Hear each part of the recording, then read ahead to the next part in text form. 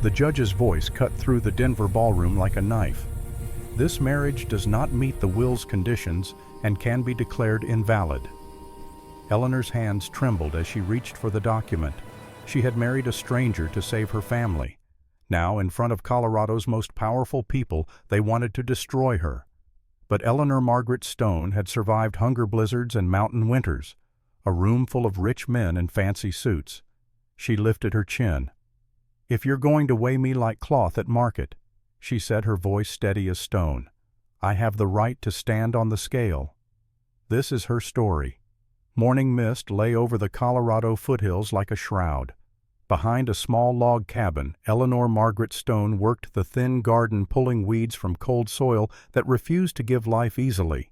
Her faded brown dress hung loose on a frame that had known too many missed meals, and a worn ribbon held her auburn hair in a simple braid.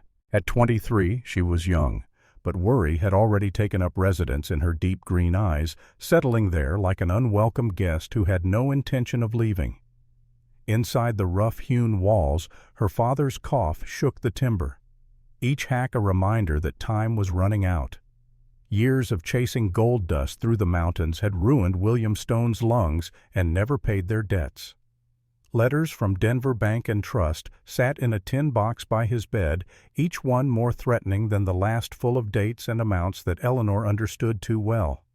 Her younger brother and sister still ran barefoot through the rocks, laughing like nothing bad could ever happen, like children do when they don't yet understand that the world has teeth.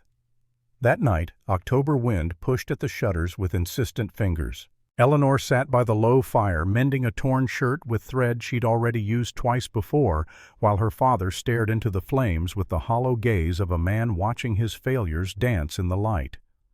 After a long silence that felt heavy enough to crush bone, he told her he could not work the claim much longer. His breath was short. The bank would not wait. He said she would need to marry a man who could provide someone strong and steady enough to carry the family through the winter that was coming fast.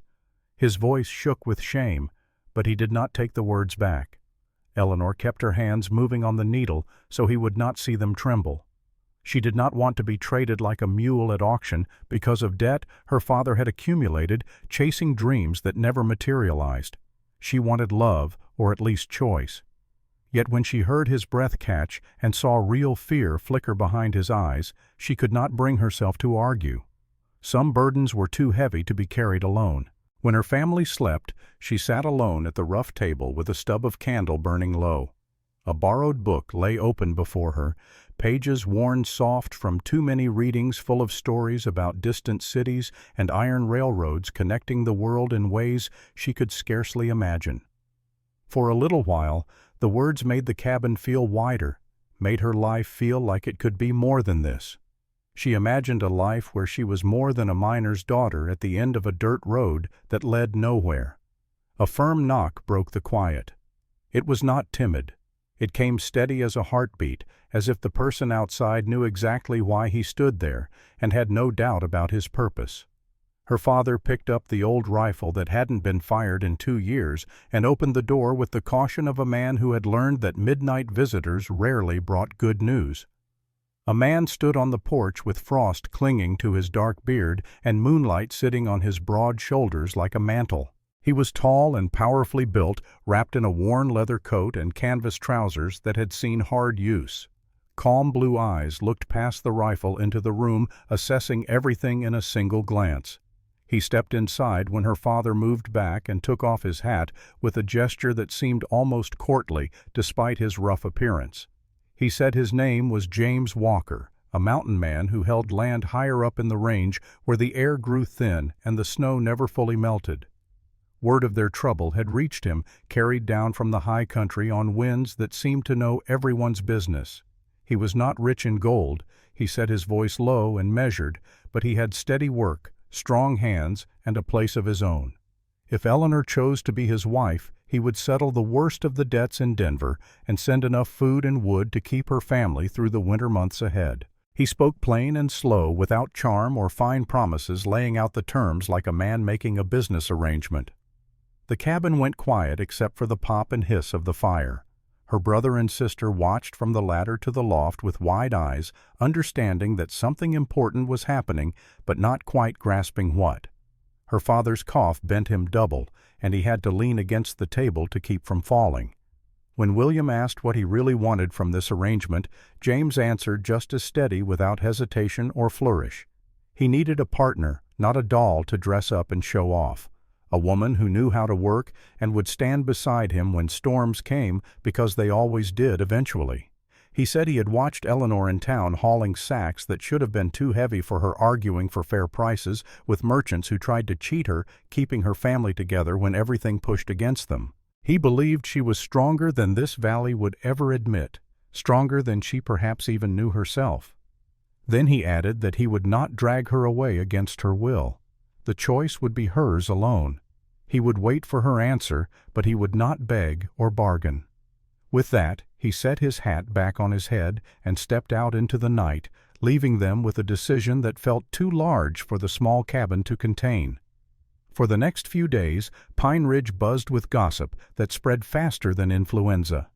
After church, women whispered about the poor girl the mountain man wanted to marry, their voices dripping with pity that felt more like judgment. Men at the trading post watched James with narrow eyes and muttered that no one rode out of the high country with an offer like that unless he was hiding something dark. Nobody got something for nothing, not in this world. Eleanor heard it all as she bought flour and salt and counted every coin twice, making sure she squeezed every penny until it screamed. Mrs. Abigail Crawford, wife of the trading post owner, leaned in close with breath that smelled of coffee and said that a man like that probably had bodies buried up in those mountains.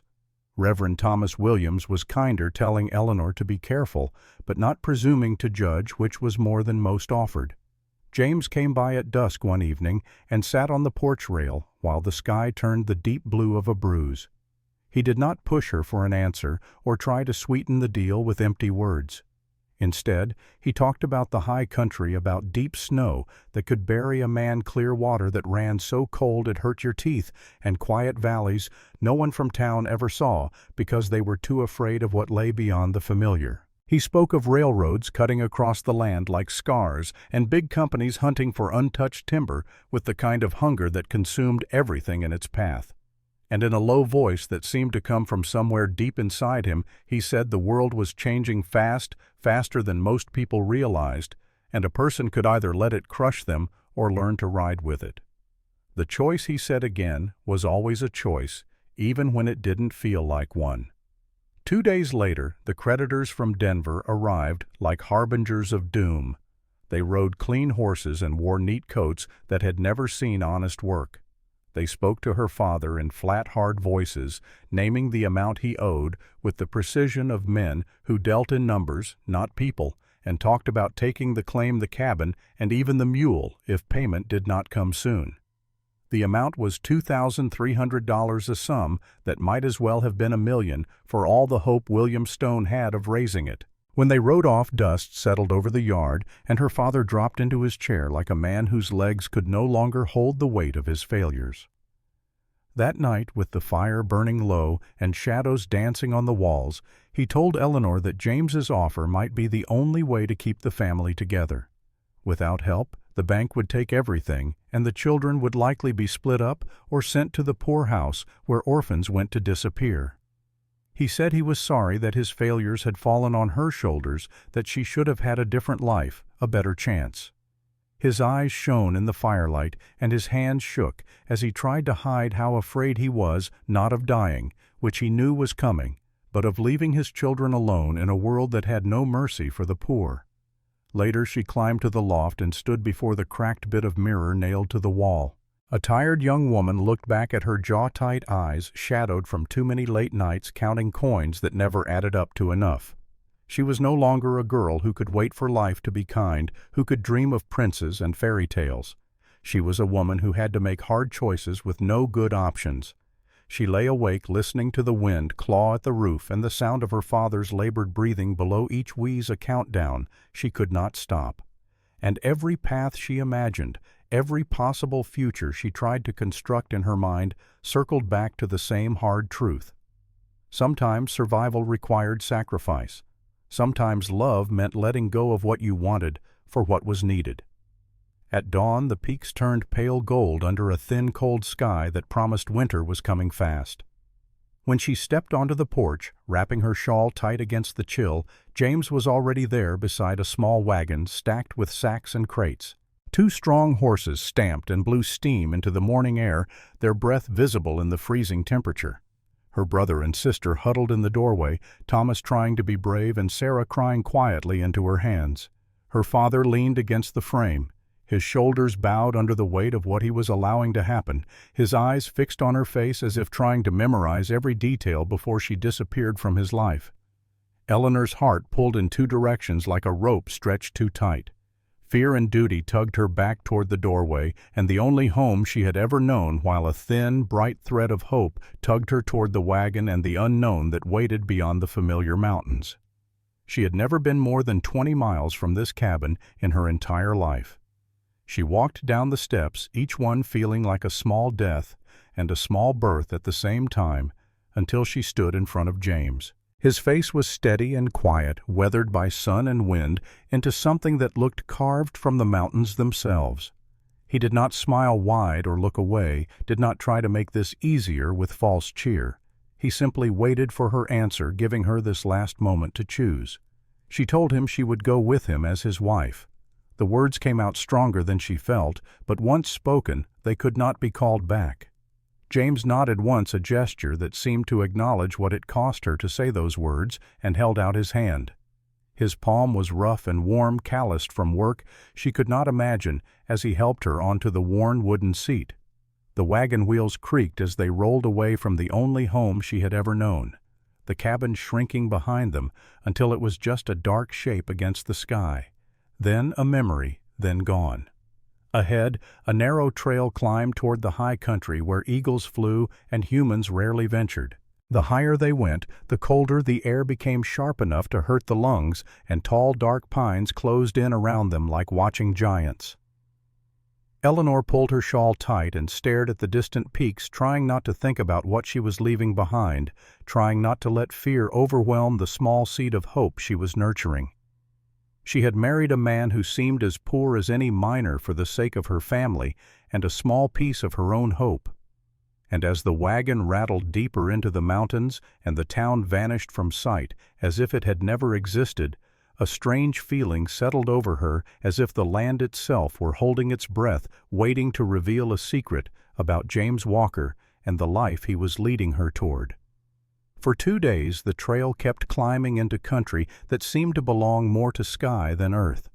The air turned thin and sharp, and every breath felt like it had to fight its way into Eleanor's lungs. Pines crowded the narrow path, and cliffs rose on one side like gray stone walls built by giants in ages past. James guided the horses with an easy grip on the reins, saying little, his eyes always moving over sky, rock, and trees as if reading a language she did not know. They stopped beside a narrow creek to rest the team and let the horses drink from water so cold it made Eleanor's teeth ache just looking at it. James built a small fire in a few careful moves, as if he could do it in his sleep, each motion efficient and practiced.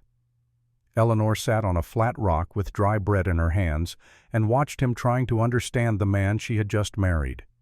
He looked like any poor mountain man in his patched coat and worn boots, but nothing about him felt careless or rough. Every rope, every buckle, every step he took seemed neat and planned, like a man who understood that in the mountains carelessness killed. There was a precision to him that seemed at odds with the poverty his clothes suggested. That night they slept under canvas stretched from the wagon to a pine tree, creating a small shelter against the wind that had picked up as the sun went down. The stars burned cold above them, more stars than Eleanor had ever seen so many. They seemed to crowd each other for space in the vast darkness. She lay awake, listening to the horses shift and stamp, and the fire sink to coals that glowed like dragon eyes. Doubt pressed at her like a physical weight. She had tied her life to a man she hardly knew, a stranger who had appeared out of the mountains with promises that seemed too good to be real. But then she pictured her father's cough rattling his thin chest, and her brother and sister curled together on their narrow bed, and she reminded herself that she had chosen this path for them. That choice still felt solid in her chest, even if everything else felt uncertain. On the third morning, the land changed in a way that made Eleanor catch her breath. The thick pines thinned into gray rock and scattered aspen, their white trunks bright against the slope like bones against flesh. The wagon jolted and creaked over rough ground that seemed designed to break axles and spirit alike. More than once, James climbed down to steady a wheel or walked beside the horses around a sharp turn where the trail seemed to disappear entirely. A hard wind rushed down from the peaks, snapping at Eleanor's shawl and reddening her cheeks until they burned. She studied him as he worked, noting details she had missed before. His coat was worn, yes, but his boots were sound and strong, made of leather that had been properly cared for. He spoke to the horses in low, steady tones, like a man used to training good stock, not the desperate whispers of someone who could barely afford to keep animals alive. When he paused to scan the ridges, his shoulders squared in a way that did not look like a drifter hunting work. It looked like a man checking on something that already belonged to him, surveying his domain with the confidence of ownership. Late in the afternoon, they reached a narrow pass between two walls of stone that seemed to have been split by the hand of God himself. The sky beyond it glowed a softer blue, as if something different waited on the other side. James drew the team to a stop. The wagon swayed as he stood there with the reins in his hands, not moving, not speaking, just staring ahead. Eleanor asked if something was wrong, her voice small in the vast silence of the mountains. He said the roughest part of the road was behind them, but the next hill would change everything. His voice carried a tight edge she had not heard before, like a man bracing for more than bad trail, like a man about to reveal something he had kept hidden. He clicked to the horses, and the wagon rolled forward through the pass.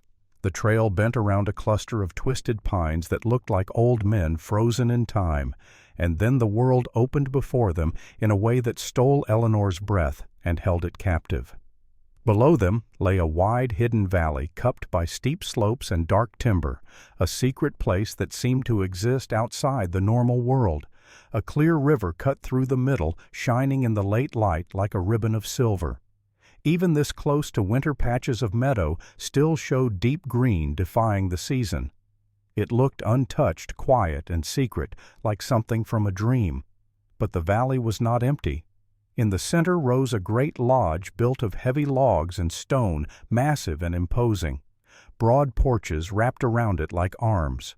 Tall windows flashed as clouds moved across the sun, catching light and throwing it back. Smoke lifted from multiple chimneys, speaking of warmth and life within. Fences and barns spread out around it in neat lines, organized and prosperous. A drive swept from the front door toward the road where they stood, lined with young trees that had been planted with care. This was not the home of a poor mountain man scraping by on hope and determination.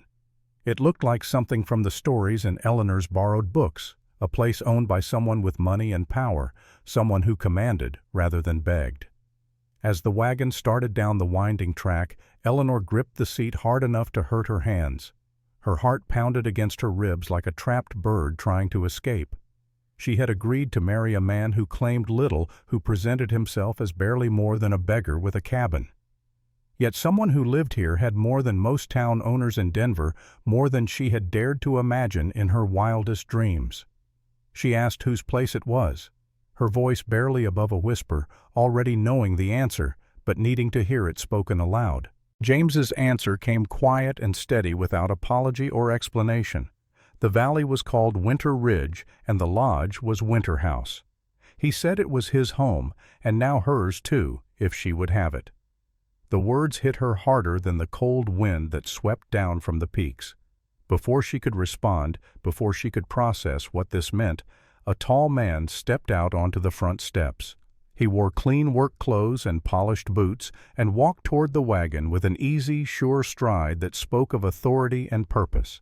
He greeted James by name, calling him Mr. Winters, not Mr. Walker, and said they had been expecting him and that everything was ready inside just as he had ordered. In that moment, James changed before her eyes. His shoulders set differently. His chin lifted, and a calm authority settled over him like a cloak he had temporarily set aside but now picked up again. The worn coat stayed the same, but he no longer looked like a man asking for a place in the world. He looked like the man who owned it.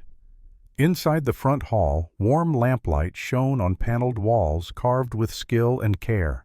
A huge stone fireplace roared at one end of the great room, throwing heat that felt like a blessing after days of cold.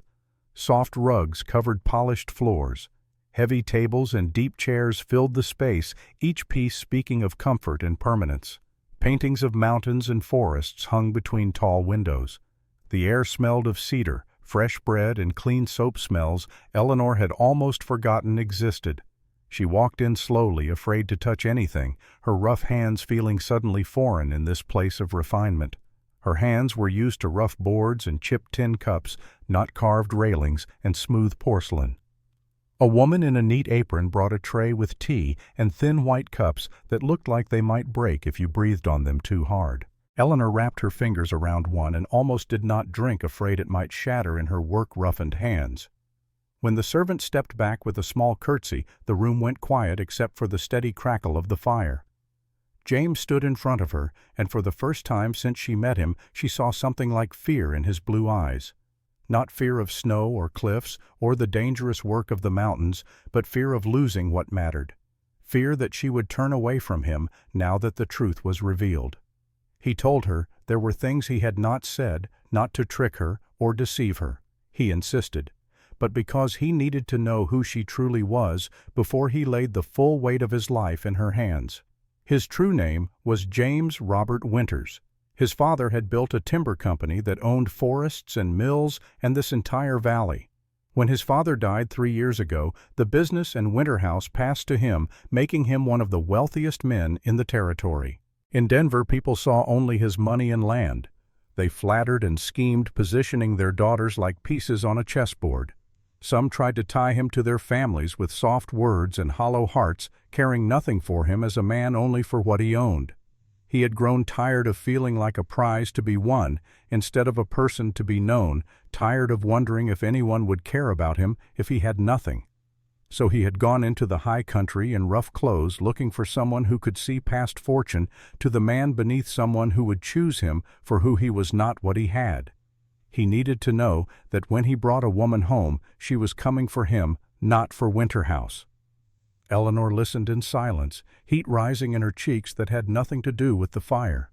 She had married him for duty, yes, but also because she sensed a steadiness in him, a core of honor that felt real. Now she learned that steadiness carried more power than she ever guessed, that the simple mountain man was actually a timber baron who could buy and sell her father's claim 100 times over without feeling the cost. She did not know whether to feel grateful that her hard choice led here to comfort and safety, or angry that he had hidden so much, testing her like some kind of trial she did not know she was taking. The feeling was complicated, tangled, impossible to sort through in the moment. She asked why he chose her out of all the women he could have had, women raised in fine houses who knew how to move through rooms like this without feeling like an imposter. James said he had watched how she fought for fair weight at the trading post, how she shielded her brother and sister from harsh words with her own body, how she met every hardship with a straight back and clear eyes. He said he needed a wife who would stand beside him when others tried to carve up his land and steer his life for their own benefit when the world came calling with demands and expectations. Then he told her he would keep his promise either way. If now that she knew the truth she chose not to stay, if she felt betrayed by his deception, he would still settle her father's debts and make sure the cabin and claim stayed in her family. He would not hold her to a bargain made under false pretenses. The choice again was hers. Eleanor turned toward the fire and watched the flames move over the logs, dancing and shifting like her thoughts. She thought of her father's cough that sounded like death approaching her brother and sister's thin arms that needed more food than she could provide, the little garden and rocky soil that produced barely enough to keep them alive through each season. She thought of this valley, strong and quiet, protected by mountains that had stood for millennia and would stand for millennia more. She thought of the man waiting behind her without his mask of poverty, revealed as someone powerful but still somehow vulnerable, still afraid of being used and discarded like a tool. Her heart hurt with the weight of it all. But beneath the hurt, she felt the same stubborn strength that had carried her through every hard year of her life.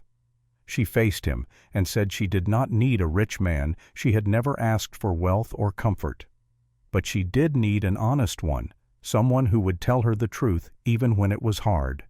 Now that the truth was in the open, now that she understood who he really was and what he was really offering, she would stay.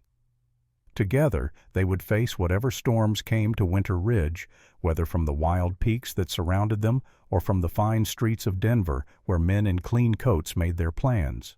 The first days at Winter House passed in a blur of discovery and adjustment.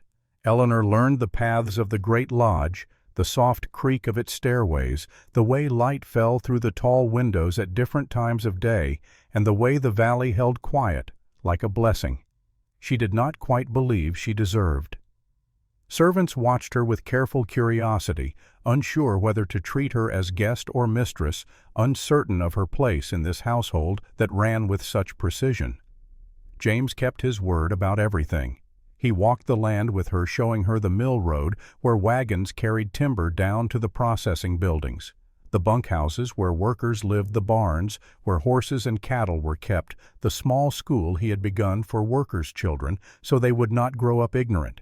He listened when she asked questions about wages and housing, about why some families seemed to have less than others, about the fairness of the arrangements. When she pointed out a drafty wall or a weak roof that would not survive the winter, he did not brush her aside or tell her not to worry her pretty head about such things. He wrote notes in a small leather book and told the foreman to see to it giving her observations the weight of orders.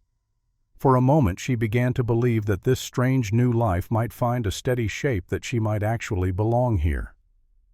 Then one sharp afternoon in early November, a carriage rolled up the drive with too much polish and not enough dust looking out of place in this mountain valley. Dark horses stamped on the packed earth. A woman stepped out wrapped in a deep blue traveling cloak, her hair pinned neat as church, her gray eyes cold and sharp as winter ice. James went stiff beside Eleanor, his whole body tensing in a way she had not seen before. He greeted the woman as his Aunt Margaret Winters, his voice formal and careful. With her came two men in fine city suits, their boots so clean they had clearly not walked any distance, their collars so stiff they looked uncomfortable. They wore the look of men who measured the world in profit and loss, who saw everything as a transaction waiting to happen. Inside the great room filled with voices that did not belong to the Valley City, voices that seemed to take up too much space. Margaret looked Eleanor over from head to toe, not rudely, but not kindly, either her gaze clinical and assessing. She called her a surprise, the word dripping with implications. She asked if James had truly married without consulting the board, making it clear that such independence was not appreciated or approved. The word board hung in the air like a storm cloud. One of the suited men explained in slick, careful tones that polished every edge while removing all warmth that Winters Timber Company was on the edge of something big. There were offers on the table, contracts for development plans that could triple their wealth if they cleared more forest, opened more roads, and partnered with powerful investors from back east who had money to spend and ambitions to match. Margaret pressed each word like a weight, saying that for such things James must present a proper image. A solid, respectable marriage to a woman suited for Denver drawing rooms where deals were made and alliances forged.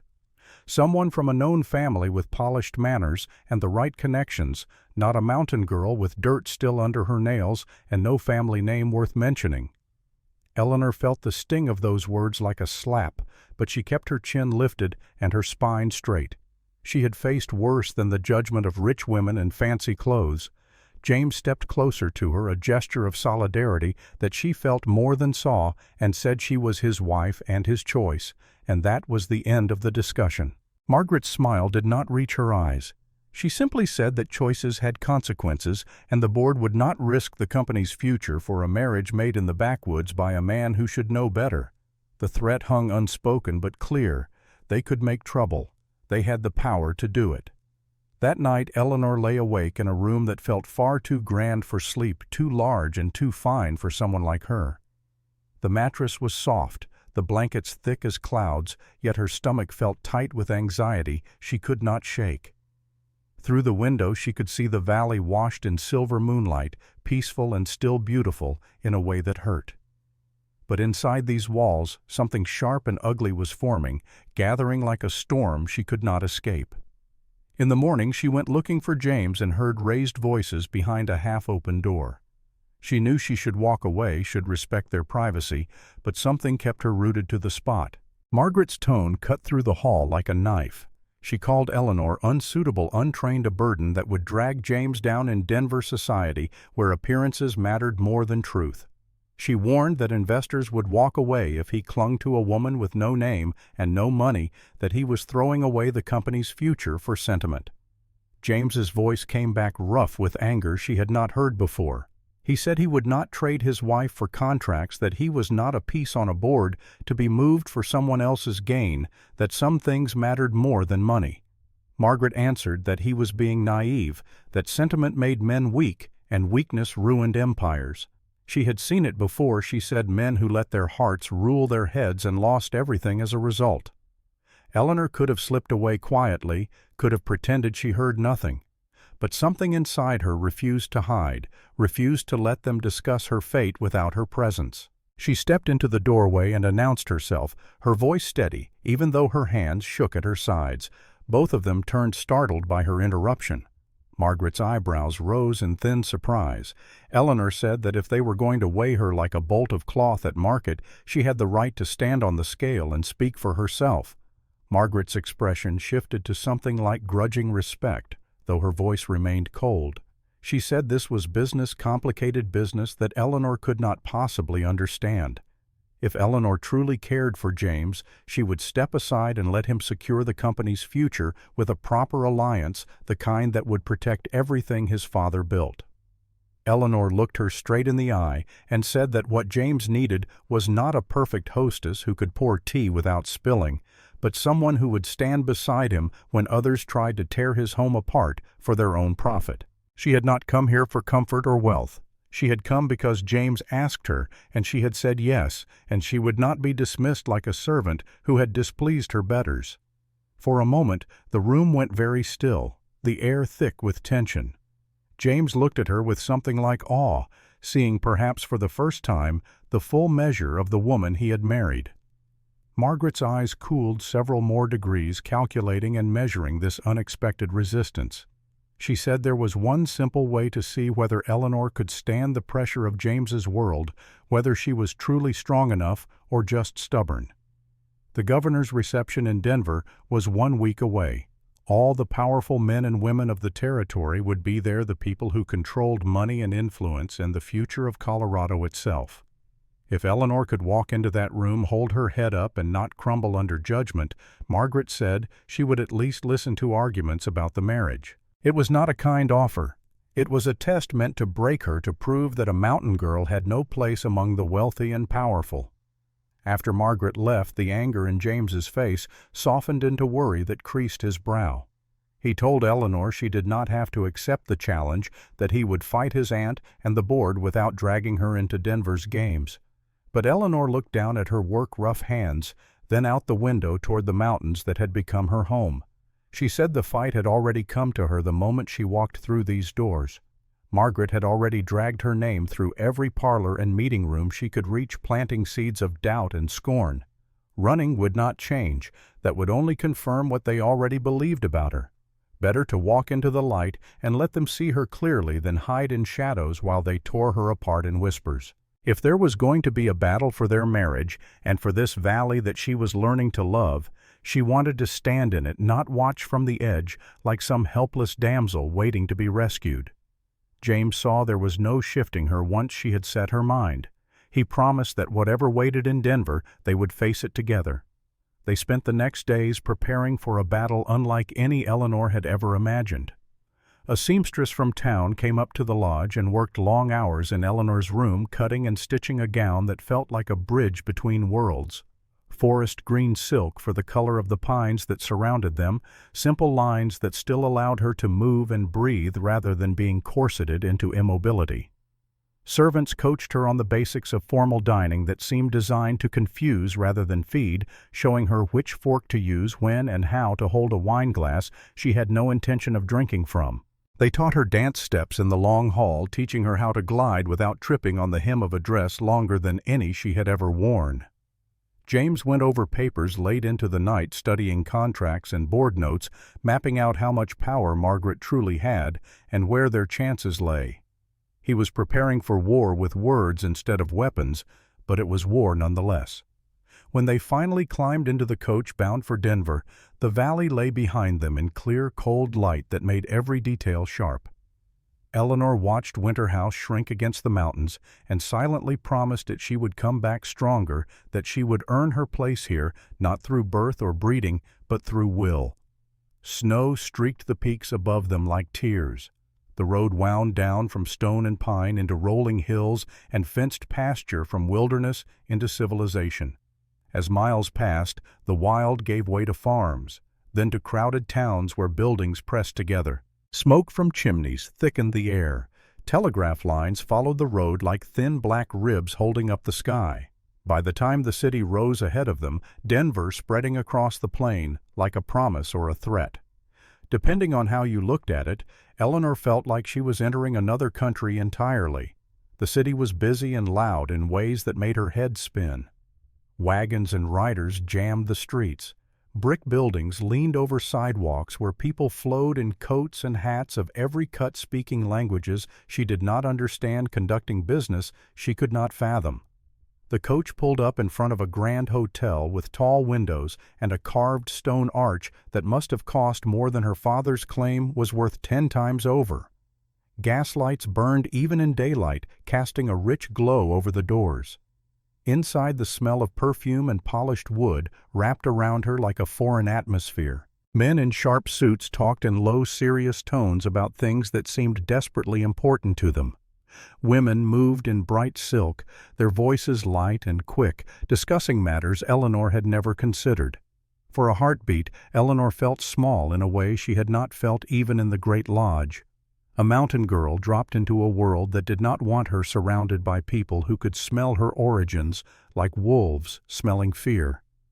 Then James's hand closed around hers, warm and solid, and reminded her that she had faced hunger and blizzards and men with cold eyes long before she ever saw a chandelier.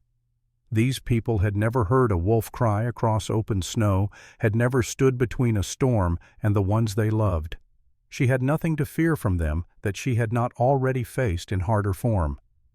Later, as evening fell and lamps were lit throughout the city, they stood outside the ballroom doors. Music drifted through the crack, refined and distant. Servants moved in and out carrying trays that glittered with glass and silver. A man waited to announce their names to the crowd inside, to make their entrance official and irrevocable. Margaret was already inside, turning heads, no doubt planting stories with every smile, setting the trap with practiced skill. Eleanor drew a full breath that filled her lungs completely and lifted her chin the way she had lifted it against every hardship life had thrown at her. On the other side of those doors waited judges and enemies, and maybe, just maybe, unexpected allies. The fate of her marriage and the future of Winter Ridge would be shaped by what happened in that bright room full of people who thought they knew everything about the world. With James at her side and mountains in her heart, with the memory of every hard-won battle behind her, she gave a small nod to the doorman. He opened the doors wide and announced in a voice that carried across the sudden hush, Mr. James Robert Winters and Mrs. Eleanor Margaret Winters. She stepped forward into the light, into the unknown, into the battle she had chosen rather than the one chosen for her. And in that moment she understood something her mother had tried to tell her before she died. Strength was not about never being afraid. It was about being afraid and stepping forward anyway into whatever fire waited, because some things were worth burning for. Soft music drifted through the Denver ballroom as the tall doors opened wide. Light from the chandeliers spilled over polished floors and bright silk gowns that cost more than most families earned in a year. A man at the entrance called James's name, and the words "Winter's Timber" rolled across the room like a drumbeat that made heads turn in unison. Conversations paused mid-sentence as eyes fixed on the man in a plain black coat, well made but deliberately understated, and the young woman beside him in a green dress the color of pine trees after rain. For a heartbeat, Eleanor wanted to turn around and run back to the mountains where she understood the rules, where survival depended on strength and skill rather than knowing which fork to use. The air smelled of perfume layered so thick it was almost suffocating, and roasted meat that made her stomach clench with hunger she had learned to ignore. Diamonds and gold flashed in every direction, worn with the casual ease of people who had never known want. No one here knew about thin gardens that barely produced enough to survive, or cracked dishes that had been mended so many times they were more glue than ceramic or mountain wind that cut through every coat no matter how thick. They knew ledgers and railroads and power, the currency of influence that shaped territories and destroyed fortunes. Her heart pounded against her ribs, but she lifted her chin and stepped forward on James's arm, refusing to let them see her fear. Men in fitted dark suits moved toward James at once, like iron filings to a magnet. They pumped his hand and used his first name with easy smiles that did not quite reach their eyes, the kind of friendliness that served a purpose. Their eyes slid over Eleanor quick and cool, weighing her worth in an instant, and finding her wanting before pushing her aside in their minds. She felt each look like a touch on her skin, invasive and dismissive at once.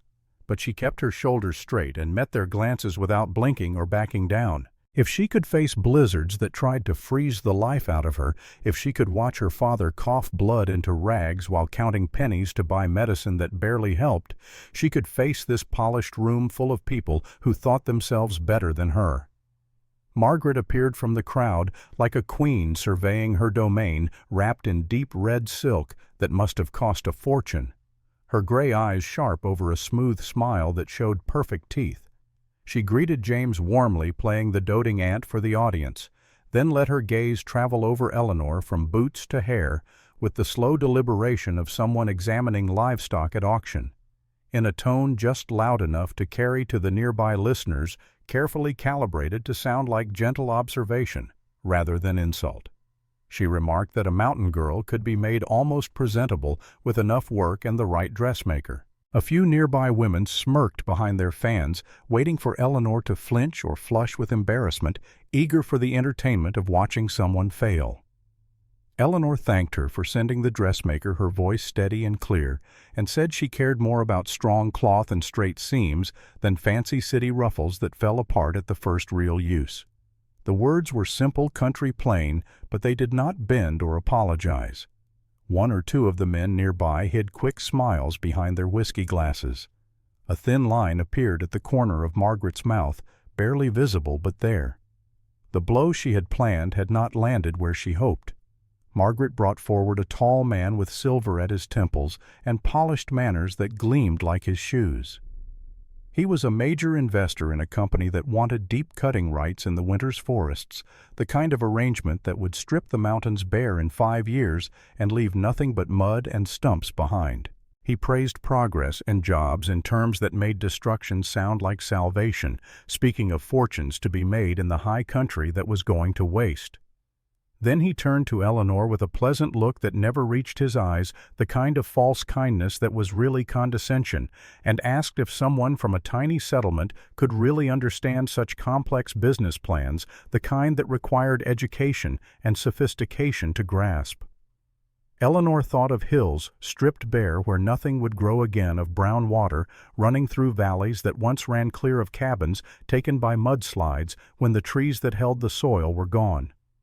She had seen it before, in smaller scale, had walked through devastation that greed left behind. In a steady voice that carried further than she intended, she said she understood what happened when too many trees came down too fast.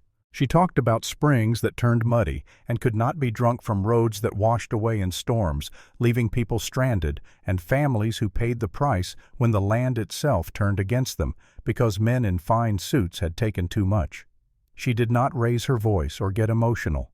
She simply laid down what she had seen with her own eyes, speaking truth that could not be argued with because it was rooted in observation rather than theory. The small circle around them went quiet, actually listening now rather than simply waiting to dismiss her. The investor's smile thinned like ice cracking. Into that silence stepped another voice, warm and sure, and carrying the weight of real authority. The governor had come close enough to listen, drawn by the unusual sight of someone speaking plainly in a room full of careful political language. He greeted James with the familiarity of old acquaintance, then took Eleanor's hand with genuine respect rather than the perfunctory politeness she had been receiving. He said the territory needed people who knew the high country the way she did, who understood that land was more than numbers on a contract, and asked her to keep talking. They spoke for several minutes while listeners drew closer, actually interested now rather than simply watching for her to fail.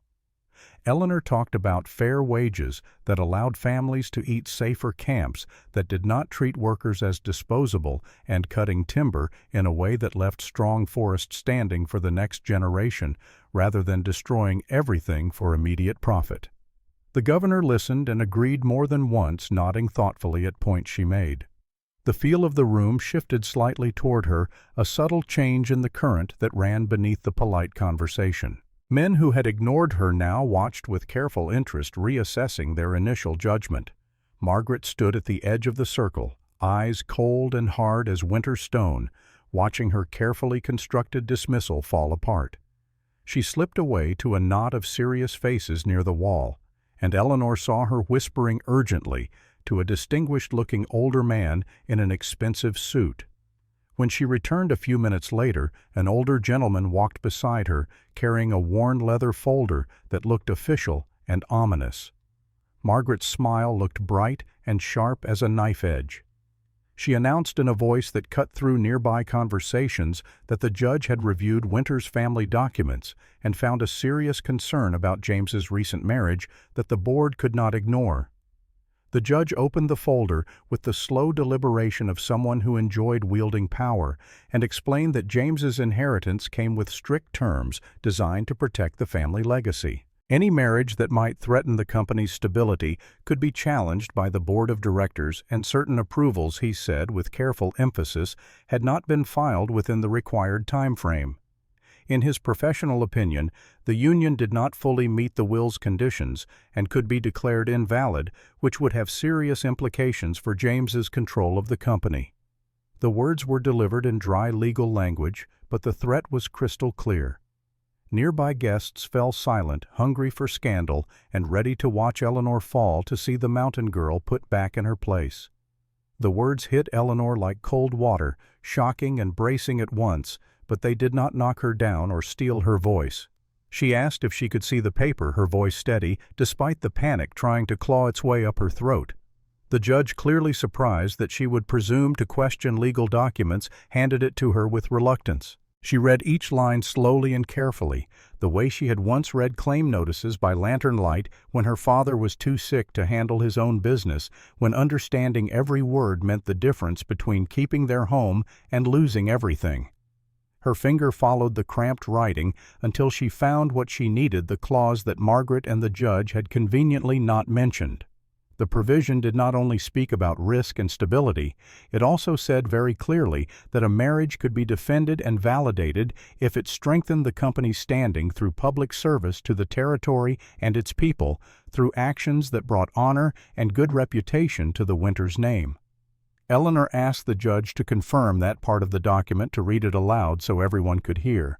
He did, less sure of himself now, his voice not quite as loud or confident as before. She turned to the governor and asked if acting as a voice for mountain families and advising on fair timber laws would count as public service in his eyes, if that kind of work would bring honor to a family name.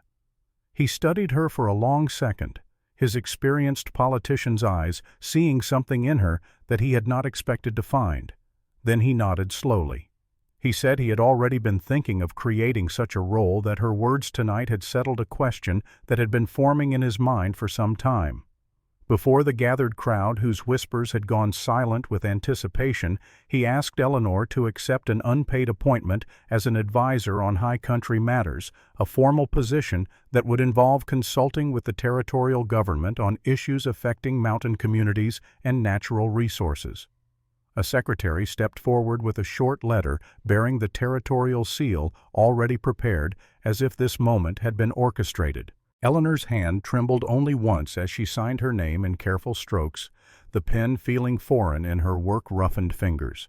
The judge cleared his throat and admitted, his face flushed with embarrassment at being outmaneuvered, that her new standing with the territorial government removed any legal question the board might raise about the marriage's validity.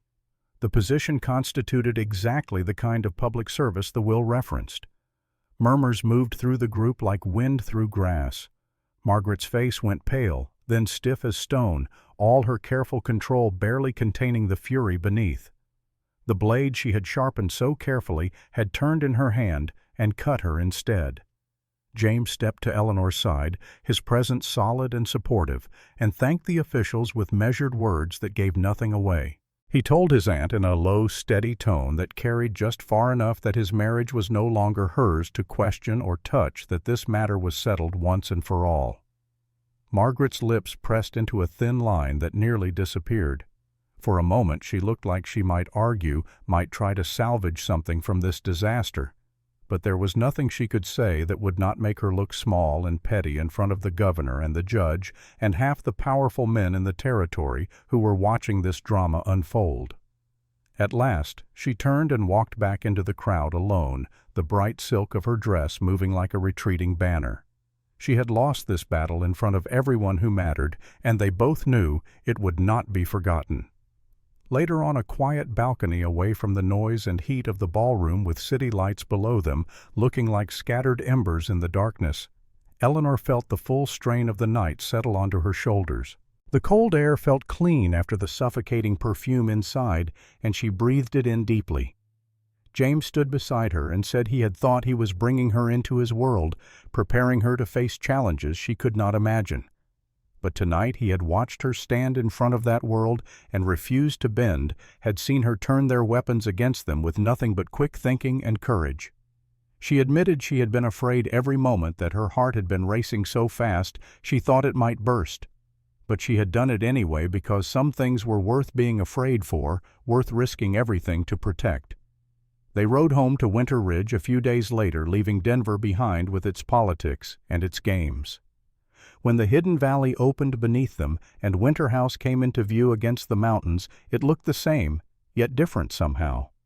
It was no longer just James's secret refuge or the place where Eleanor had arrived as a confused bride. It was their shared work, now, their shared future.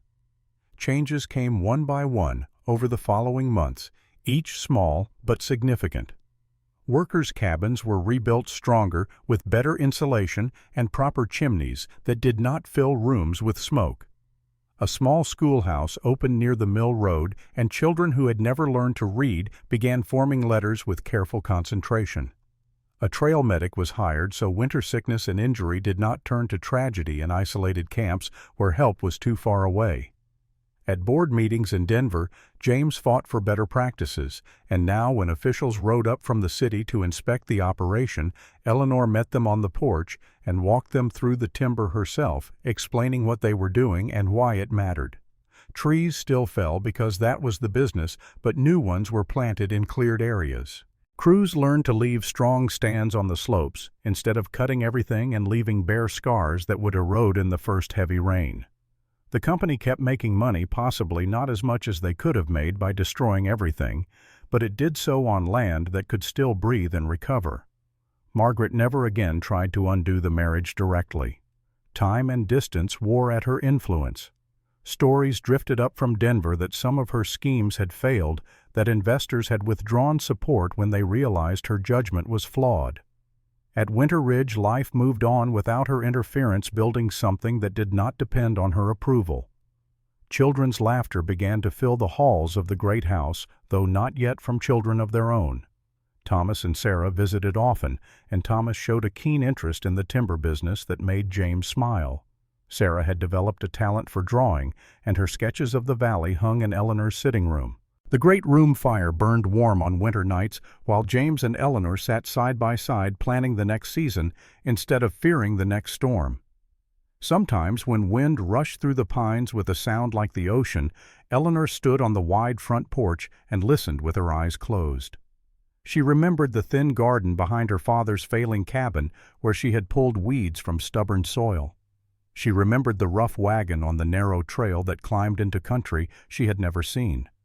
She remembered the first stunned sight of Winter House in the hidden valley rising like something from a dream.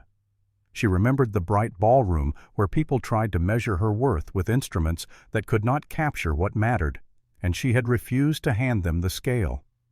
She had married a man she believed was a poor mountain drifter seeking help, and found a partner who carried a hidden kingdom in the wild. He had chosen her not as a rescue or an act of charity, but as an equal, as someone whose strength he recognized even when she did not fully see it herself.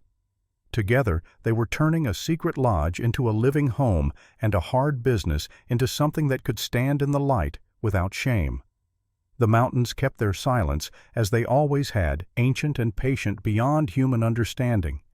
But inside that quiet, within the protective embrace of peaks that had seen countless lives come and go, they were building a life of courage and loyalty and deep, steady love that no one could ever take away. One evening in early spring, as snow still clung to the highest peaks, but the valley had begun to green, Eleanor stood at the window of the great room watching the sunset paint the mountains in shades of gold and rose.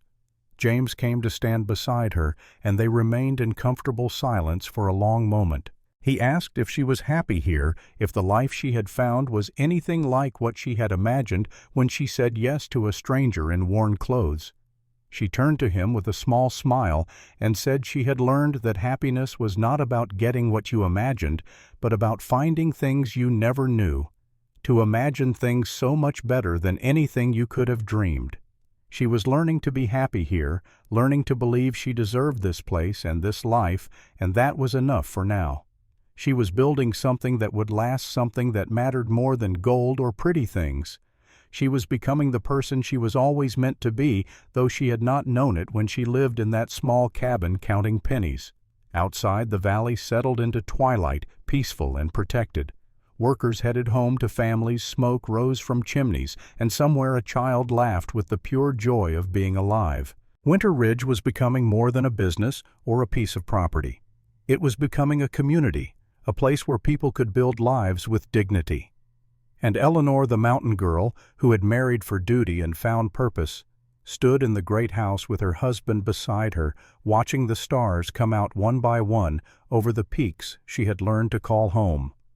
The journey from that desperate choice in a failing cabin to this moment of peace had been shorter in miles than in transformation. She had changed in ways she was still discovering, had found strength she did not know she possessed, and used it to carve out a place in a world that had not wanted to make room for her. The valley held its secrets close, safe between the peaks, and she was learning to hold her own secrets just as carefully, to protect what mattered and fight for what was right. Tomorrow would bring new challenges, she knew. There would always be people like Margaret who wanted things to be different, who could not accept that a poor girl could become something more. But tonight, in this moment of quiet peace, Eleanor allowed herself to simply be grateful for the path that had led her here, for the man who had seen her worth when she was invisible to most, and for the valley that had become her fortress and her home. The fire crackled in the great hearth, casting dancing shadows on the walls. James reached for her hand, his rough fingers intertwining with hers in a gesture that had become familiar and precious. No words were needed. They had said everything that mattered, and now they simply stood together, two people who had found each other against all odds and built something real from uncertain beginnings. Spring would come fully soon, and with it, new growth, new possibilities, new chapters in the story they were writing together. But for now, as the last light faded from the western sky and the stars blazed overhead in their thousands, Eleanor felt a contentment that went bone deep, a certainty that whatever came next, they would face it together as partners in every sense of the word. The hidden valley had revealed its secrets, and she had proven worthy of them. The mountain man's winter had given way to spring, and the future stretched out before them like the valley itself, full of promise and challenge, and the kind of love that could weather any storm the mountains threw their way. Summer arrived at Winter Ridge with a warmth that seemed to soften even the hardest stone. Wildflowers bloomed across the meadows in colors Eleanor had never seen, in such abundance, blues and yellows and purples that made the valley look like something from a painting. The river ran clear and fast with snowmelt from the peaks, and the sound of it became a constant backdrop to their days. Eleanor had settled into her role with surprising ease. The workers who had initially watched her with skepticism now greeted her with genuine respect. She had proven herself not through grand gestures, but through consistent attention to their needs and concerns. When a worker's wife fell ill, Eleanor sat with her through the night, doing what little could be done to ease her suffering. When children needed schooling, she found teachers and made sure they were paid fairly. Her visits to Denver became more frequent as her advisory role expanded. The governor consulted her on matters ranging from water rights to railroad expansion through mountain territory.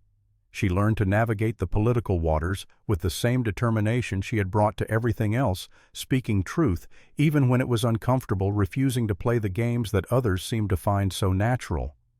James watched her transformation with something close to awe.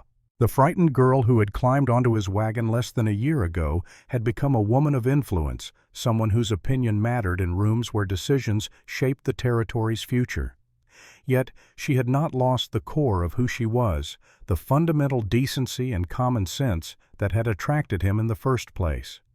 One warm afternoon in late June, Eleanor was working in the small office she had claimed as her own, reviewing proposals for improved safety measures at logging camps, when Mrs. Hayes knocked softly on the door. Her face held an expression Eleanor had learned to recognize as bearer of news that would complicate the day. A visitor had arrived, Mrs. Hayes said quietly, a woman who claimed to have important information about the Winters family. She would not give her name to the staff, insisting she would only speak with Mrs. Winters directly. There was something about the way she said it that made Eleanor set down her pen and follow without asking more questions. The woman waiting in the small receiving room was perhaps 30 years old, dressed in traveling clothes that had once been fine but showed signs of wear and hard use. Her dark hair was pinned back severely, and her face held the kind of exhaustion that came from more than just a difficult journey. When she looked up at Eleanor, her eyes were hazel and haunted. She introduced herself as Victoria Ashford, and the name hit Eleanor like a physical blow. This was the woman James had mentioned only once late one night when the fire burned low, and he had finally told her about his past. The woman who had pretended to care for him while secretly feeding information about his business dealings to competitors, helping her father orchestrate deals that cost the Winters Company dearly. Eleanor's first instinct was to have her removed from the property immediately. But something in the woman's bearing stopped her, a kind of defeated honesty that did not match the schemer James had described. Instead, Eleanor asked what she wanted, keeping her voice neutral and her face carefully blank.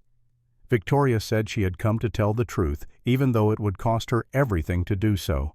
Her husband had died 6 months earlier in what everyone believed was a hunting accident, but Victoria knew better. He had been killed, shot in the back by someone he trusted, and she knew who had ordered it and why. Eleanor remained standing, refusing to make this comfortable or easy. She asked why she should believe anything Victoria said, given her history of deception. Victoria's laugh was bitter as winter wind. She said Eleanor should not believe her, that no one should, that she had burned every bridge and destroyed every relationship she ever had through her own greed and weakness. But that did not make what she was about to say any less true. Senator Ashford, Victoria's father, was not just a corrupt politician making side deals. He was the center of a conspiracy that reached far beyond timber rights and business contracts. He had orchestrated murders, bribed judges, and destroyed anyone who stood in his way. Victoria had proof documents she had stolen from his study before fleeing Denver in fear for her own life. The hunting accident that killed her husband was no accident. He had discovered what his father-in-law was doing and threatened to go to the authorities. 3 days later, he was dead. Victoria had kept silent out of fear, but the fear had been eating her alive, and she had finally decided that staying alive while complicit in murder was worse than dying with something resembling honor. Eleanor listened to this with growing unease. She asked what any of this had to do with Winter Ridge or the Winters family. Victoria's eyes met hers directly, and Eleanor saw genuine regret there, the kind that came from understanding too late the cost of one's choices. Senator Ashford wanted the Winters timber holdings, Victoria explained. He wanted them badly enough to do whatever was necessary to get them. Margaret Winters was his willing accomplice, motivated by her own greed and resentment that James had inherited what she felt should have been partially hers. Together, they had been planning for over a year to force James out of the company one way or another. The marriage challenge at the governor's reception had been just the opening move.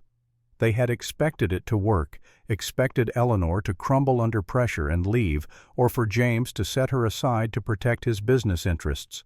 When that failed, they had moved to more dangerous ground. Victoria opened the leather satchel she carried and pulled out a sheaf of papers. Bank records showing payments from Ashford to known criminals, letters outlining plans to sabotage Winters' operations, contracts ready to be signed the moment James could be removed from control of the company, selling off huge tracts of forest to Eastern interests who would strip them bare and move on. Most damning of all was a letter dated just 2 weeks earlier. It outlined a plan to arrange an accident at one of the lumber mills, something that would kill James and make it look like simple workplace tragedy. The letter was in Ashford's handwriting and signed with his seal. Eleanor felt ice form in her stomach. She asked if Victoria had shown this to anyone else, to any authorities who could act on it. Victoria shook her head. She had come straight to Winter Ridge because she believed Eleanor would know what to do with the information, and because she wanted to look James in the eye and apologize for what she had done to him years ago. James's reaction when he saw Victoria was controlled but cold. He listened to her confession and her warnings without interruption, his face revealing nothing. When she finished, he asked quietly why she was doing this, now what she hoped to gain from this sudden burst of conscience. Victoria said she hoped for nothing except perhaps to sleep without nightmares for the first time in years. She had helped destroy a good man once, and she would not be party to his murder. If that meant her own father went to prison and she lost whatever remained of her family and fortune, so be it.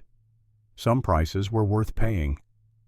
The three of them sat in heavy silence for a long moment. Finally, James asked Eleanor what she thought they should do. It was a gesture of respect and partnership that Victoria noticed her eyes flicking between them with something like envy for what they had built together.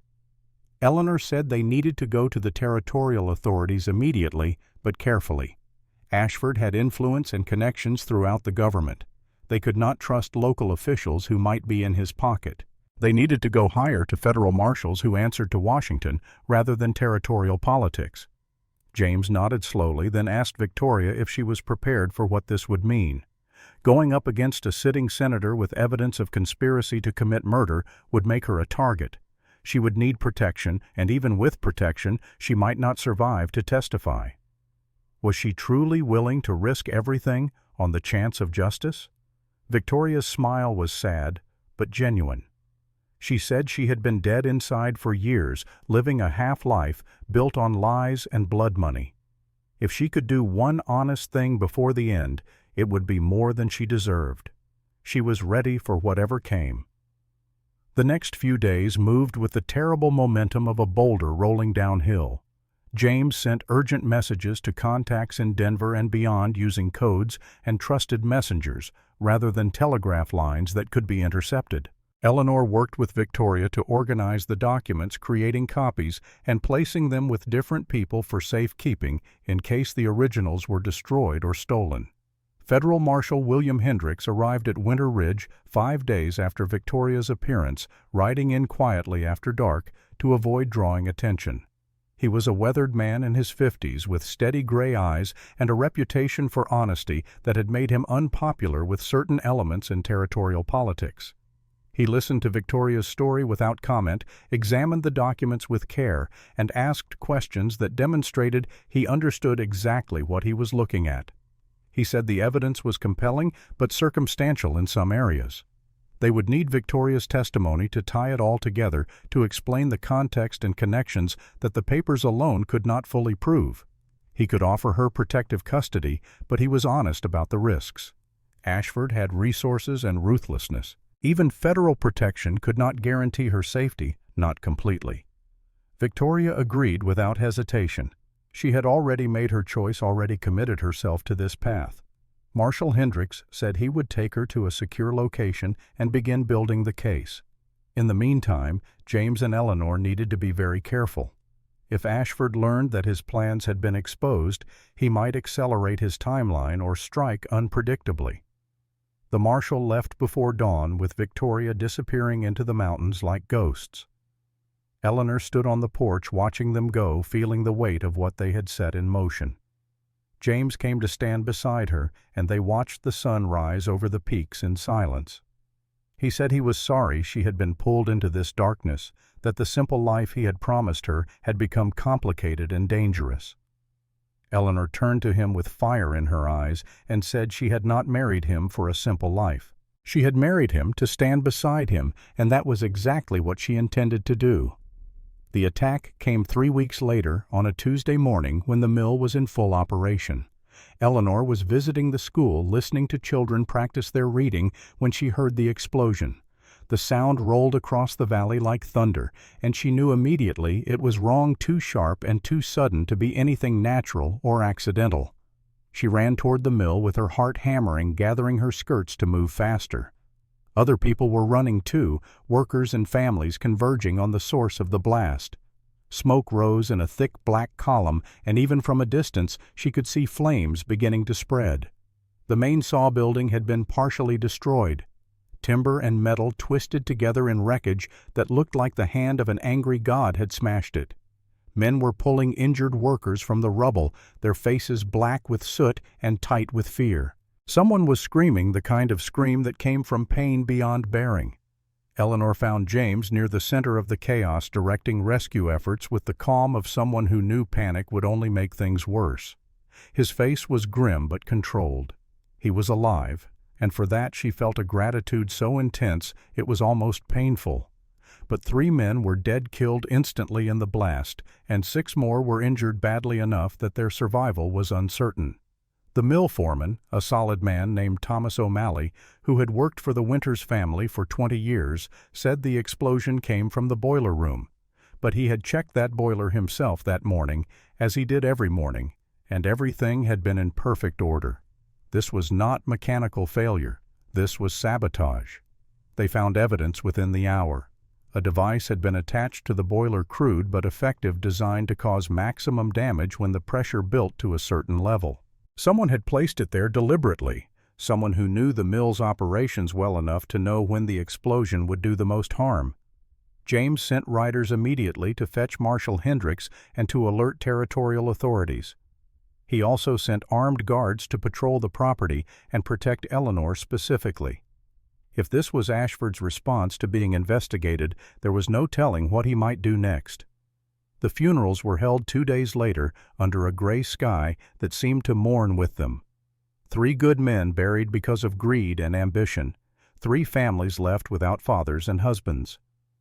Eleanor stood with the widows and held their hands while they wept, feeling rage build inside her like a storm gathering strength. That evening a second message arrived, not by courier this time, but hand-delivered by a man who vanished before anyone could stop him. Inside the envelope was a photograph of Eleanor leaving the schoolhouse that morning. On the back, written in crude letters, "Wives make convenient targets." James's blood ran cold. They had not just threatened him. They had threatened her, and the photograph proved they had been watching, waiting close enough to strike whenever they chose. The same evening another message arrived by regular courier. The handwriting was elegant, and the paper expensive, the kind of display that said the sender had power and wanted you to know it. The words were brief and brutal. Accidents happen in dangerous industries.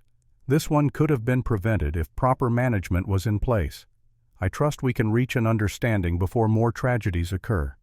The Eastern Timber offer remains on the table. Your timely acceptance would benefit everyone concerned. It was unsigned, but they both knew who had sent it. Ashford was not even bothering to hide his involvement anymore. The murder of 3 workers was just another business expense, another pressure point to force compliance. He was betting that fear would accomplish what legal maneuvering had not. James read the letter twice, then set it carefully on his desk. His face was absolutely still, the kind of stillness that came before violence. Eleanor had never seen him truly angry before, not like this. It was a cold, focused rage that would not be satisfied with anything less than complete justice. He said quietly that Ashford had made a mistake. He had killed men who had families, who had friends who mattered to this community. He had made it personal in a way that could not be ignored or forgiven. Now it was not just about business or property or even justice in the abstract. It was about making sure those 3 men had not died for nothing. Marshal Hendricks arrived the next day with reinforcements, federal agents who began a thorough investigation of the explosion. They found more evidence linking the sabotage to known associates of Senator Ashford, men with histories of violence for hire. The net was tightening, but it was not tight enough yet. Victoria had been working with prosecutors to build the broader case against her father, but the process was slow and complicated by legal challenges and procedural obstacles that Ashford's lawyers threw up at every turn.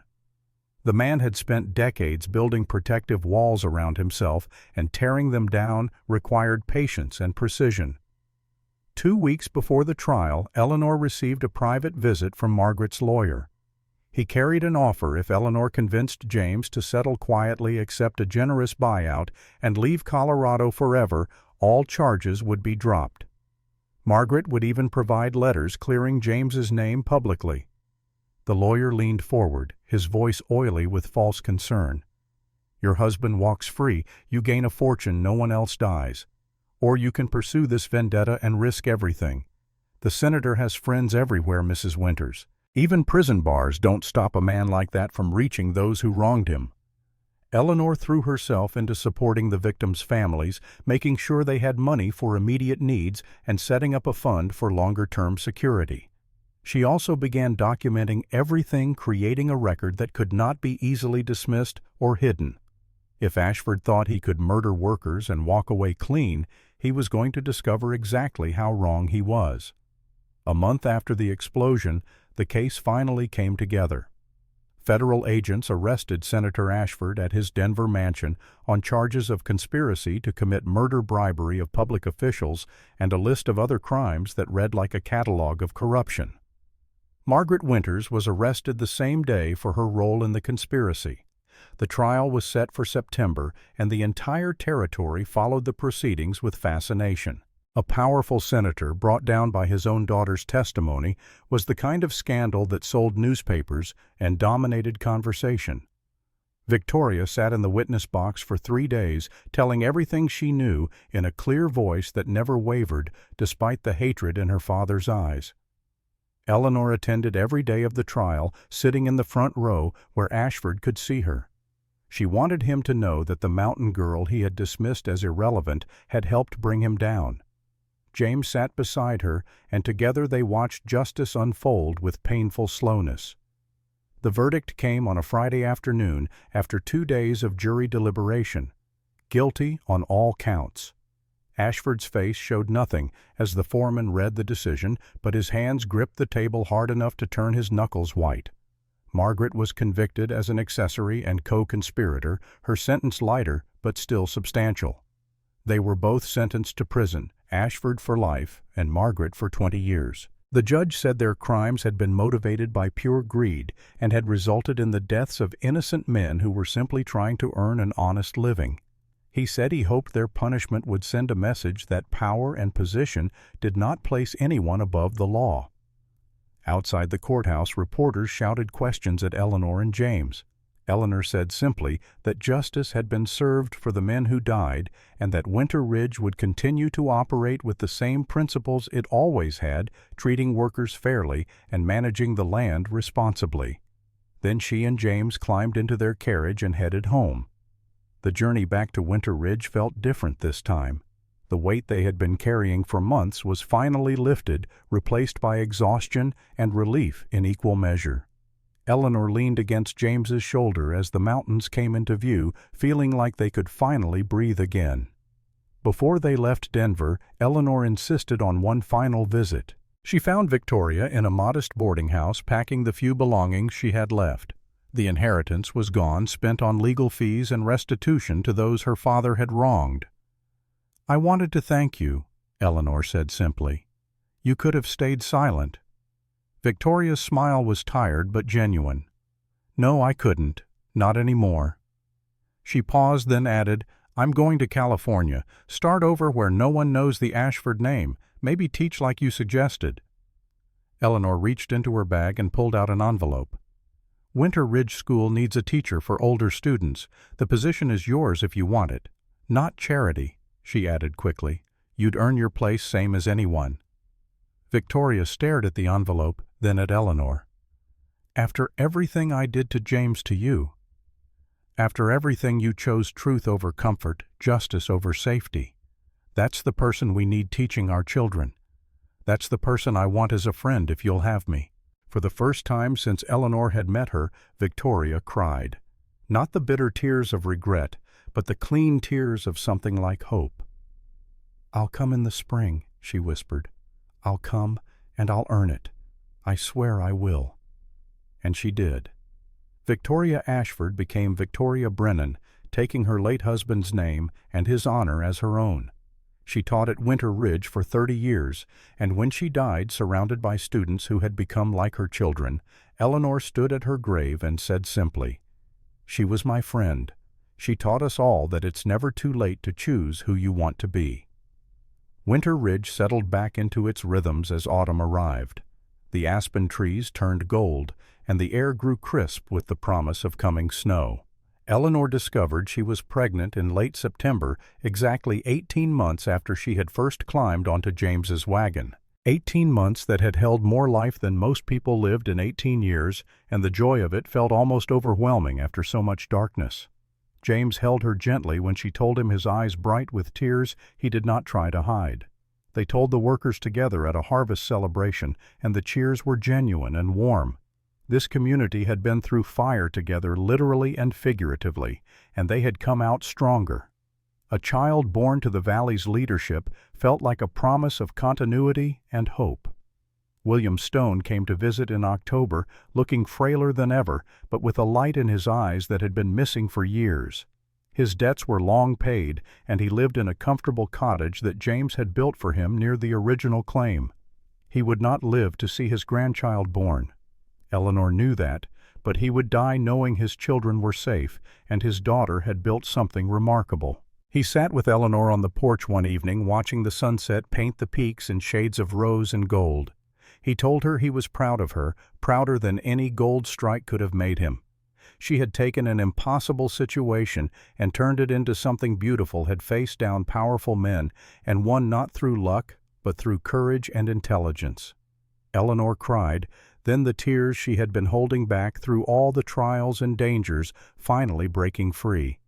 Her father held her hand and said nothing, because sometimes the most important things could not be put into words. They sat together until the stars came out, and Eleanor felt something inside her finally settle and find peace.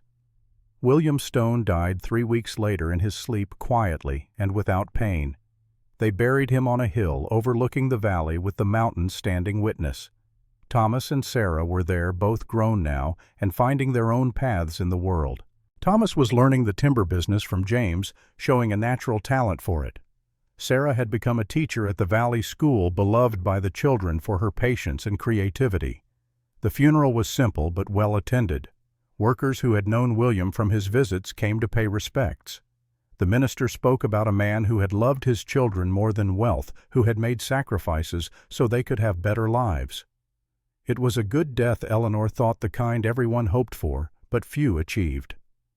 Winter came early that year, snow falling in late November and piling deep by December. Eleanor grew larger with child and moved more carefully, but her energy did not flag. She continued her work with the territorial government by correspondence, advising on policies and programs from the warmth of Winter House. James was attentive to the point of being overprotective, worrying about every small thing until Eleanor had to laugh and remind him that women had been having babies since the beginning of time without quite so much fussing. but she loved him for it, for caring enough to worry, for being so invested in their future together. The baby came in late February during a blizzard that shut down the valley for 3 days. Dr. Robert Chen, who had become their family physician, stayed at Winter House through the labor, his calm expertise a comfort when things grew difficult. Eleanor labored for 14 hours. The pain came in waves that crashed over her like the blizzard outside, each one threatening to pull her under. There were moments when she thought her body would tear apart, moments when she begged for it to end, moments when she understood with terrible clarity why her own mother had not survived this. Dr. Chen's calm voice anchored her. "Breathe, Mrs. Winters. Your body knows what to do. Trust it." But it was James's hand she gripped until her nails drew blood, James's voice that cut through the pain. "You've faced down senators and survived explosions and built a community from nothing. You can do this. You are doing this." And finally, when she thought she had no strength left to give, when the world had narrowed to nothing but pain and breath and desperate effort, Dr. Chen said the words she had been praying for. "One more push. I can see her head. One more, Eleanor." She gave everything she had left, and then the baby was there, small and perfect and wailing with healthy lungs. But then the baby was there, small and perfect and wailing with healthy lungs. A girl with auburn hair like Eleanor's and blue eyes that might change, but for now matched James's. They named her Margaret Grace Winters, after James's aunt, as a gesture of complicated forgiveness, and grace for the grace they had both received in finding each other. Spring arrived with Margaret Grace just learning to focus her eyes and grip fingers. Eleanor sat in the nursery that had been prepared with such care, nursing her daughter while watching snow melt from the peaks visible through the window. She thought about the journey that had brought her here from desperate poverty to this moment of perfect contentment. She had married a stranger to save her family and found a partnership that went beyond anything she had imagined possible. She had faced down corruption, and violence had stood in rooms where she was not wanted and refused to leave, had built something that would outlast them all. Winter Ridge was no longer just James's secret or his family's legacy. It was a community now, a place where people could work with dignity and raise their families with hope. The school was expanding. The mill had been rebuilt with even better safety features. New families were arriving, drawn by reports of fair treatment and decent wages. Eleanor's role as territorial advisor had expanded too. She was consulted on everything from water rights to railroad routes, her opinion valued by men who would have dismissed her without a second thought just 2 years earlier. She had earned that respect through consistent wisdom and unwavering honesty, and she guarded it carefully. James entered the nursery quietly and came to sit beside her, looking down at their daughter with wonder that had not faded in the weeks since her birth. He said softly that his father would have loved to see this, to know that the Winters line continued with someone who represented the best of both her parents. Eleanor said she thought her own mother would have been proud too, would have been glad to know that the sacrifice of her life in childbirth had ultimately led to this, to safety and prosperity for her children and grandchildren. The cost had been high, but the reward was beyond measure. That summer they held a celebration at Winter Ridge to mark 2 years since Eleanor had arrived. Workers and their families gathered for a day of food and games and music. Children ran through the meadows while their parents relaxed in rare leisure. Eleanor moved through the crowd, now slender again after the birth, with Margaret Grace in her arms. People stopped her constantly to admire the baby and to thank her for various things she had done, small kindnesses that had made their lives easier. She accepted their thanks with grace, understanding that leadership was not about grand gestures, but about consistent attention to the needs of those you served. Thomas arrived with a young woman he had been courting, a merchant's daughter from Denver who looked at the valley with wide eyes. Sarah came with sketches she had made of the children at school, wanting to create a permanent record of their community. They were building something that would last, something worth preserving and remembering. As evening fell and lanterns were lit across the gathering, James stood to address the crowd. He thanked them for their hard work and loyalty, especially through the difficult times of the previous year. He spoke about the 3 men who had died in the explosion, making sure they were not forgotten in the celebration. Then he spoke about the future. Winter Ridge would continue to grow, he said, but never at the expense of the values that made it special. Fair treatment, honest work, and respect for the land would remain their foundation. His daughter would inherit a company built on those principles, and he hoped she would carry them forward when her time came.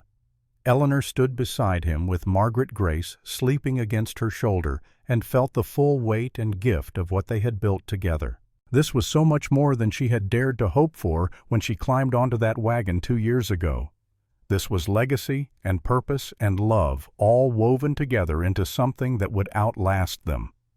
The mountains stood silent and eternal above the celebration, having seen countless human dramas play out in their shadow. They would be here long after Eleanor and James were gone, after Margaret Grace and her children were gone, bearing witness to whatever came next. But for now, in this moment, they sheltered a community that had learned to thrive in hard country through cooperation and mutual care.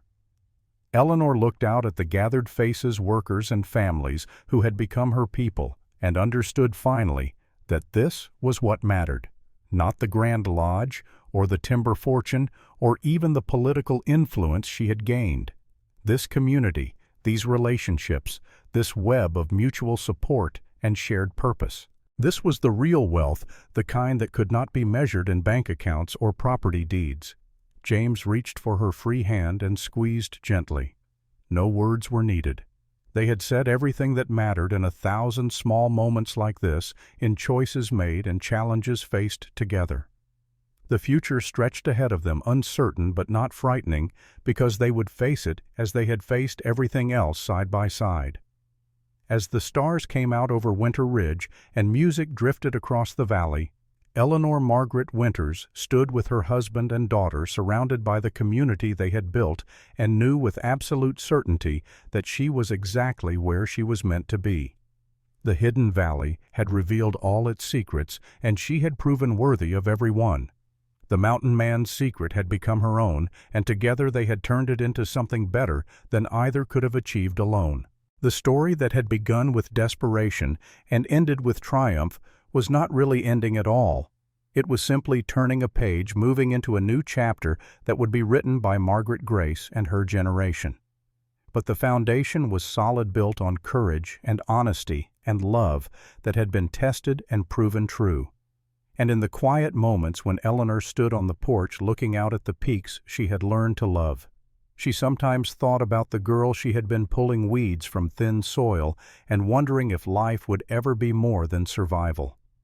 She wished she could tell that girl not to be afraid, that the hard choice waiting just ahead would lead to more than she could imagine. But maybe it was better, not knowing better, to walk into the unknown with nothing but faith and courage, and discover on the other side that you were stronger than you ever believed possible. Winter Ridge, 1920. The fire in the great hearth had burned low to embers.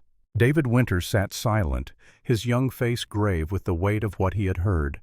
Outside, snow fell soft against the windows, just as it had that winter long ago when everything changed. James looked at his grandson, this boy who had survived trenches in France and come home asking what was worth fighting for. That's why we never sold David. Not when they offered $1 million in 1905, not when the railroad wanted to cut through the heart of the valley, not even during the war when timber prices soared and men said we were fools to hold back.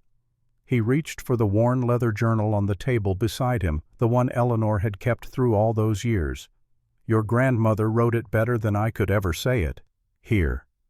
He opened to the last entry dated just 3 months before her passing. David read aloud, his voice catching, I learned that wealth is not what you own, but what you cannot bear to lose. I learned that strength is not in never falling, but in rising every time you are struck down. And I learned that love, real love, is choosing each other every single day, even when the choosing is hard. James closed his eyes, seeing her face as clearly as if she stood beside him still.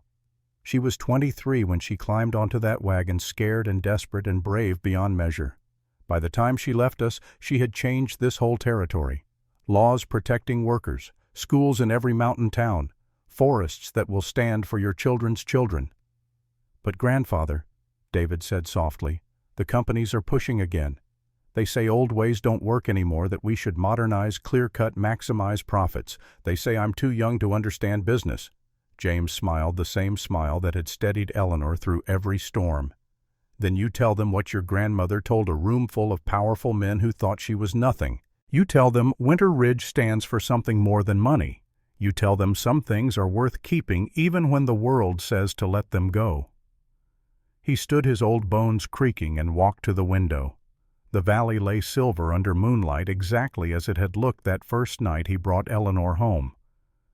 "This place chose us, David. Now it's choosing you. The question is not whether you're strong enough to hold it. The question is whether you believe it's worth holding." David joined him at the window, and together they looked out at the hidden valley that had sheltered 3 generations of winters and would shelter many more. "I believe," he said quietly. "I believe because you showed me, both of you." Outside, the snow fell soft and silent, covering the valley in white. The mountains stood eternal, keeping their secrets, protecting those who understood that some treasures could not be measured in gold. And somewhere in the quiet, if you listened very carefully, you could almost hear a young woman's voice on the wind, still teaching, still fighting, still loving this wild and beautiful place she had learned to call home. Winter Ridge endures. It always has. It always will.